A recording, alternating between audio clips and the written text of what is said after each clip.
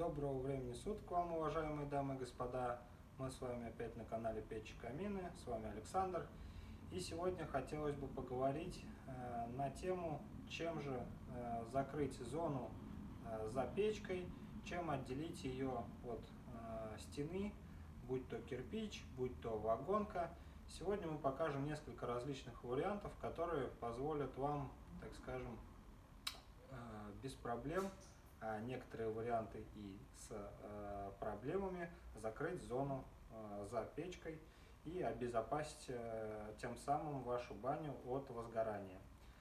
На сегодняшний день существует достаточно много различных вариантов по решению этого вопроса. И мы, наверное, начнем с одного из самых простых на сегодняшний день решений, одного из самых удобных, с наименьшими затратами, не требующего каких-то особых навыков строительных, будь то ложить плитку или фигурную кладку. Сегодня мы поговорим о вот такой вот плите изоляционной. Это Flama Decision, одно из новых решений вот таких вот декоративных. В данном случае у нас представлен вот такой вот камень, которым можно задекорировать и закрыть зону рядом с печкой. Опять же, выполнен он из флам-плиты. Материал специальный на основе фиброцемента. Толщину имеет 0,9 миллиметров. То есть 9 миллиметров, если быть точными, порядка сантиметра получается. Материал универсальный. Материал, помимо того, что отлично переносит температуру, не боится влаги, остается таким же и после длительного периода эксплуатации, то есть не выгорает.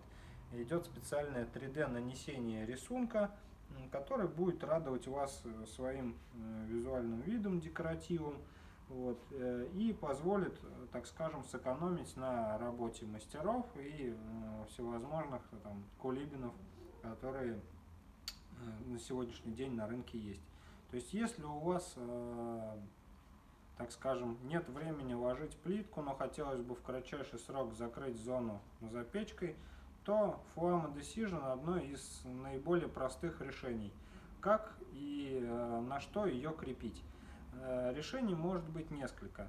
Если эта кирпичная стена находится на том месте, где я вот сейчас стою, и мы попытаемся закрепить такой листок именно на кирпичную стенку, то это мы можем выполнить несколькими способами. Так как кирпич материал не горючий, то плиту мы можем крепить практически прямо-таки на него с помощью саморезов, с помощью мастики клеющейся, если у нас стена идеально ровная. Но 90% монтажников используют все-таки там саморезы специальные, крепят либо на стенку через дебеля, либо металлопрофиль опускают направляющие, и собственно говоря, идут этой плитой уже до потолка, отделяя тем самым всю зону, которая подвергается тепловой нагрузке. Если у нас за печкой каким-то образом появилась вагонка, или мы переделываем баню, и раньше там не стояла печка, но хотелось бы поставить в этот угол печь и не трогать деревянные части, будь то вагонка, брус, да, не имеет в принципе значения, то, соответственно, такой материал мы должны уже будем дополнительно изолировать. Изолировать мы можем несколькими способами. Первый, один из самых распространенных способов, это использование керамических втулок. Это вот такие вот втулки, они продаются либо по отдельности, вот такие вот втулочки, либо они могут быть в комплекте уже сразу с саморезами, и продаются и такие комплекты различные. И, соответственно, устанавливаем мы нашу плиту, крепим ее к стене деревянной уже через вот такие вот втулки.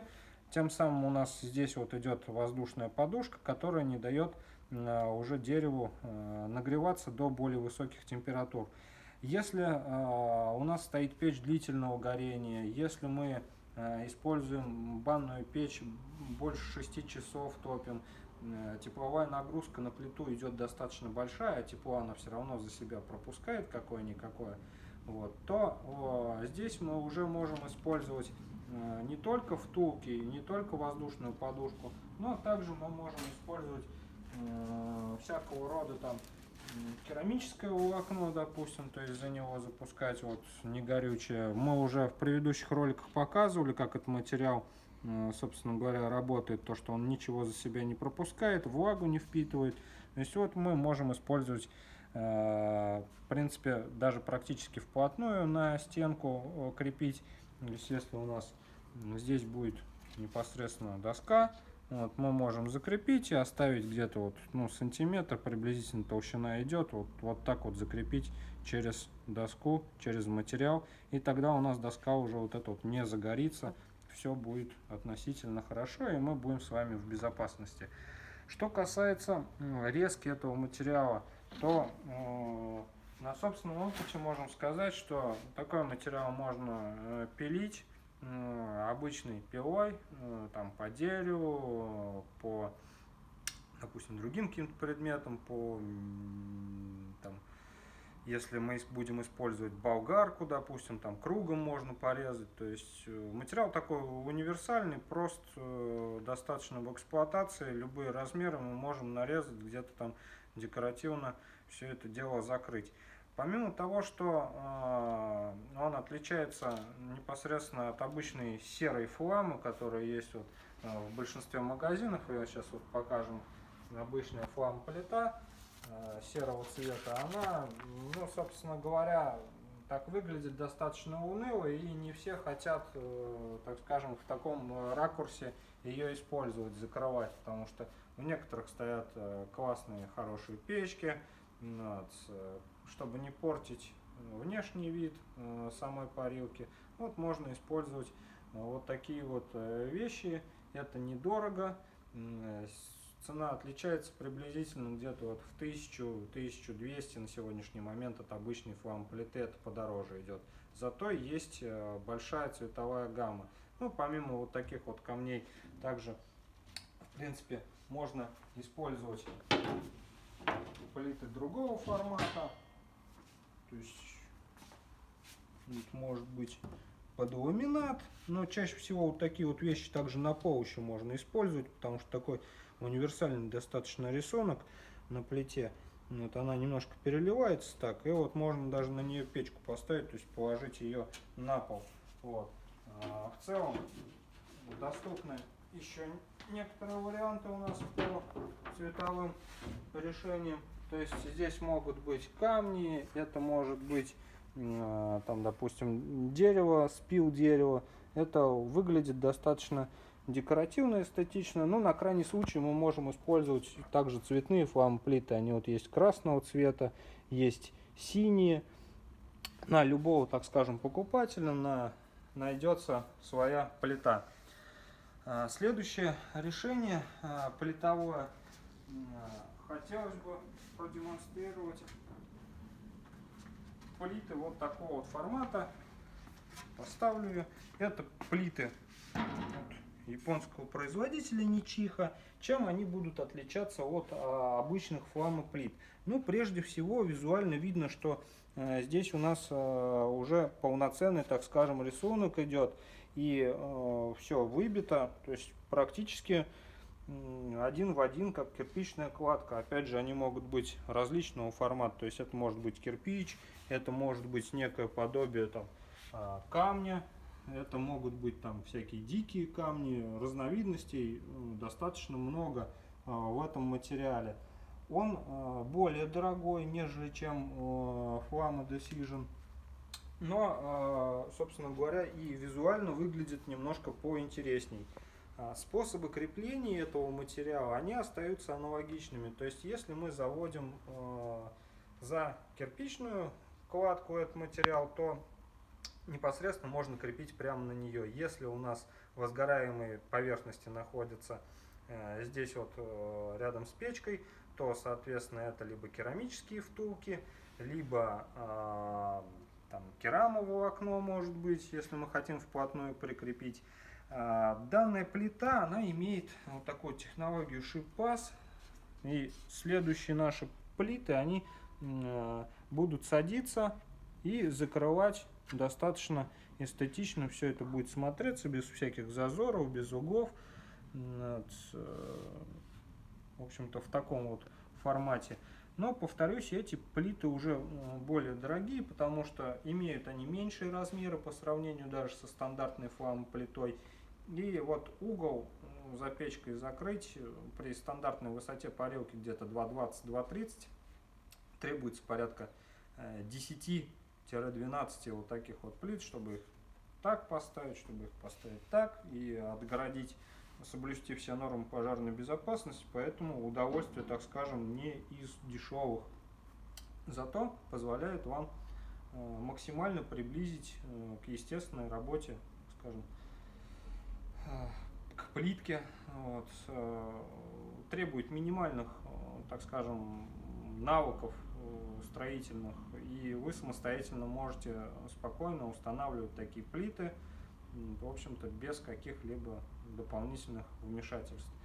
Вот. Также хотелось бы поговорить о распространенных материалах. В свою очередь, это уже плитки там, керамические, допустим, такие керамические плитки выпускает компания Terracotta, они бывают различные. Вот такая вот плитка уже ложится, она на подготовленную поверхность, имеет такую вот структуру.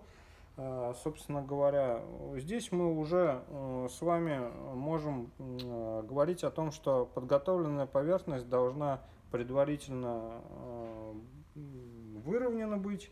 Вот, и, соответственно, штукатурка затем клеится либо на мастику от компании Terracotta, либо там на затирке, на клей, и швы затираются специальной затиркой, жаростойкой.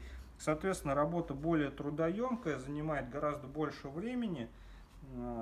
Внешний вид, опять же, здесь мы имеем гораздо меньше различных оттенков. Вся плитка от компании Terracotta, она такая красно-желтая идет, хоть и разная может быть по размерам, по текстуре, но в целом цвет останется вот такой вот желто-красный. Вот. Такая плитка уже, в общем-то, будет сопоставима по стоимости вот, с плитой Nichiha японской, то есть каждый выбирает для себя то, что он хочет.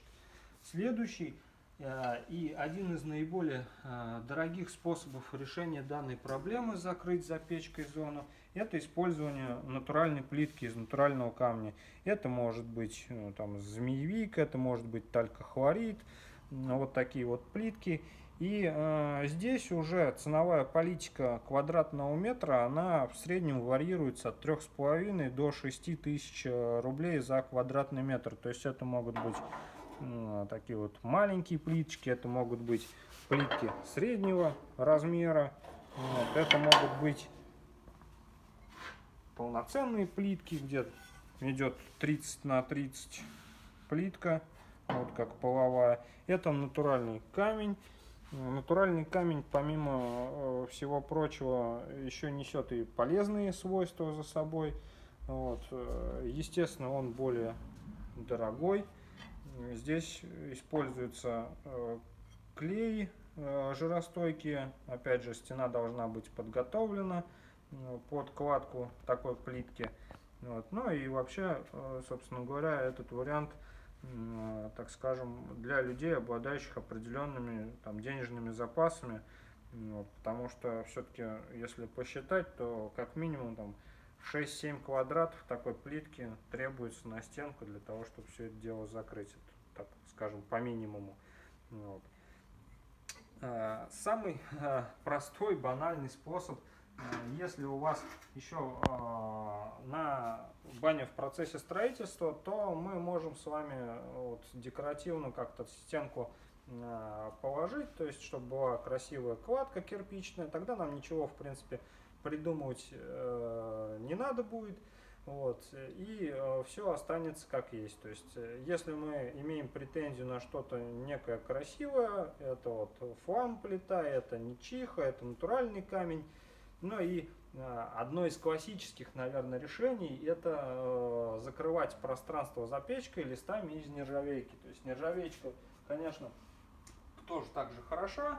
Вот, но вот на примере могу сказать, что нержавейка, она опять же оставляет пальцы, оставляет следы. Вот, она нагревается, то есть за нее надо будет обязательно заводить изоляционный материал, если крепится она непосредственно на дерево, и здесь уже там фламплитой не обойтись, в минимальном случае это керамоволокно, в идеале это толстые плиты, вот 3-сантиметровые от Скамотека. Вот. Опять же, брызги, капли, все это будет видно на нержавейке. Но это тоже один из таких самых простейших способов, не требующих каких-то определенных навыков, так скажем, работы с плиткой, либо там, со смесями всевозможными клеющимися. Вот. В общем-то, в таком формате вот и хотели мы сегодняшний ролик отснять, чтобы показать вам различные материалы. Вот. Но и также, так скажем, показать одну из новинок. Ну, как новинку, более года, наверное, назад уже появилась эта плита. На нее некоторые уже снимали ролики. Вот, мы хотели более, так скажем, плотно поговорить по структуре и характеристике этой плиты. В общем-то, это отличное подспорье для тех, кто строит бани своими руками, для себя делает и хочет, так скажем, с минимальными затратами все это дело выполнить. Потому что плита, вот эта, она имеет место быть, так скажем, на сегодняшнем рынке. Вот. И помимо бани это могут быть печи, камины, отопительные печи. Ну, в принципе, все что угодно, в общем-то, в таком формате. Рисунков разных море. Опять же, их можно подобрать. Мы вот сейчас только 4 образца вам показали. Самые такие ходовые, так скажем. Вот. Но их, опять же, очень много. Ставьте лайки, подписывайтесь на наш канал. С вами был Александр. Всего доброго. Всем пока.